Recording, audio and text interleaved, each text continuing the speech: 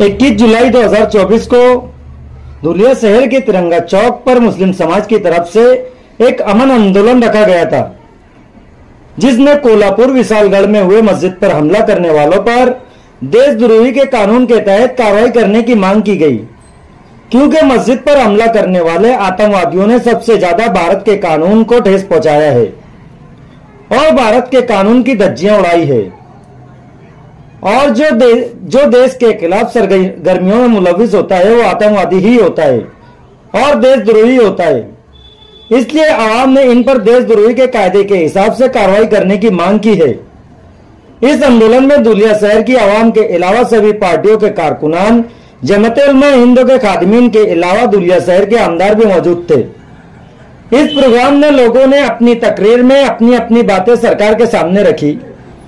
आखिर में आंदोलन के सदर धुलिया शहर के आमदार डॉक्टर फारूक शाह ने अपनी तकरीर करके इख्तिताम पजीर तक पहुंचाया। आज 21 जुलाई 2024 है और आज इतवार का दिन है। ये धुलिया शहर के अंदर जो अभी आंदोलन रखा गया है, आंदोलन रखने की वजह यह है कि अभी हाल ही में जो एक हादसा हुआ है कोल्हापुर के, एक मस्जिद को मस्मार कर दिया गया, उसे शहीद कर दिया गया। उसके वजह से उन आरोपियों पर कड़ी कार्रवाई होने के लिए और उन आरोपियों पर कड़ी कार्रवाई होने के साथ इन सब मामलों में एक मजबूत कानून बनाने के लिए एक यहाँ पर धुलिया शहर में आंदोलन रखा गया है, प्रोटेस्ट रखा गया है। लेकिन मुझे अफसोस इस बात का है कि जो प्रोटेस्ट हो रहा है, इस प्रोटेस्ट में आप देखेंगे कि सिर्फ मुस्लिम समुदाय के लोग हैं, जबकि होना तो यह चाहिए था कि इस प्रोटेस्ट के अंदर हिंदू समुदाय के लोग होना चाहिए था, सिख समुदाय के लोग होना चाहिए था, क्रिश्चियन समुदाय के लोग होना चाहिए था, दलित समुदाय के लोग होना चाहिए था। क्यों? ये मामला अगर आप समझे कि सिर्फ एक मस्जिद का मामला है तो एक मस्जिद का मामला नहीं है। ये जो मामला है हमारे देश के संविधान के साथ खिलवाड़ करने का मामला है, हमारे देश के संविधान को तार तार करने का मामला है। मतलब जिस पर हमारे देश का ढांचा खड़ा है, एक संविधान के ऊपर हमारे देश का ढांचा खड़ा है, लेकिन इस संविधान को मट्टी पलित कर दिया गया, इसे तोड़ दिया गया। आज ये जो मस्जिद तोड़ा गया है, बताओ मुझे ये संविधान के खिलाफ वर्जी है या नहीं है?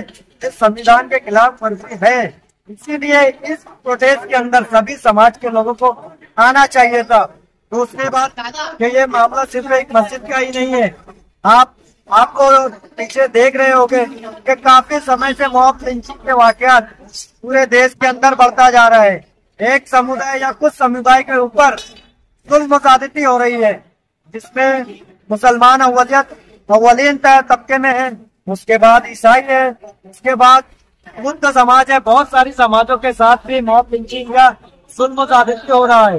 तो ये जो लोग कर रहे हैं ज्यादती, ये जो लोग जुल्म कर रहे हैं, तो ये संविधान के खिलाफ, और जो संविधान के खिलाफ काम करता है वो हमारे देश के खिलाफ काम करता है, और जो हमारे देश के खिलाफ काम करता है तो वो हमारा देश का कभी हमदर्द, हमारा देशवासी हो नहीं सकता।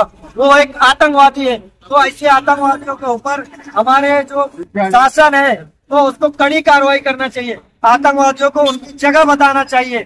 ये जो लोग हमारे देश में दहशत का माहौल पैदा कर रहे हैं, जो आतंक फैला रहे हैं, उनके ऊपर हमारी यही सरकार से गुजारिश है कि कड़ी कार्रवाई की जाए। इससे पहले अभी हाल ही में चुनाव हुआ है। चुनाव होने के बाद हमारे प्रधानमंत्री नरेंद्र मोदी साहब ने अपनी तीसरी मर्तबा सीट पर विराजमान हो चुके हैं। बड़े अफसोस की बात है कि हमारा इतना ताकतवर देश, हमारा इतना मजबूत देश, हमारा इतना बेहतरीन आइन, ये सब होने के बाद हमारे प्रधानमंत्री भी नाकाम बुरी तरह से। इस जुल्म बर्बरियत को रोकने में हमारे प्रधानमंत्री नाकाम हो चुके हैं बुरी तरह से। आज आपको सोचना चाहिए, हमारे प्रधानमंत्री को सोचना चाहिए कि हमारे जो प्रधानमंत्री को दुनिया के अंदर किस नजर से दूसरे ममालिक देख रहे हैं। एक नाकाम पर प्रधानमंत्री के नजर से देख रहे हैं, एक कमजोर देश की नजर से हमारे देश को देख रहे हैं। क्यों? क्योंकि हमारा देश हमारे देशवासियों का तहफ़्फ़ुज़ नहीं कर पा रहा है। तो ये सबसे बड़ा मसला है और ये हमारी बदनामी का बाइस है।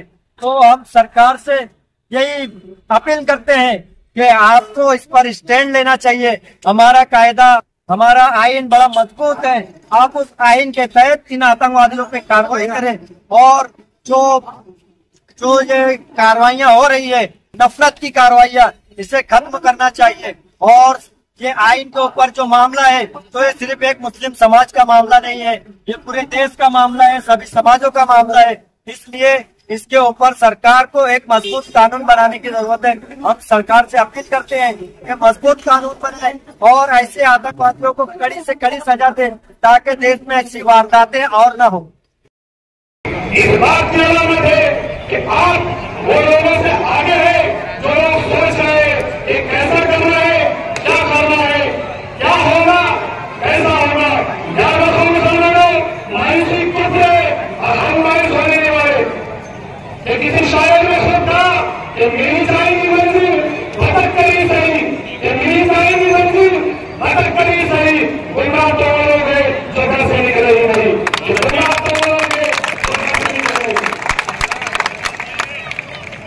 आपने देखा 14 जुलाई 2024 को इस तरीके से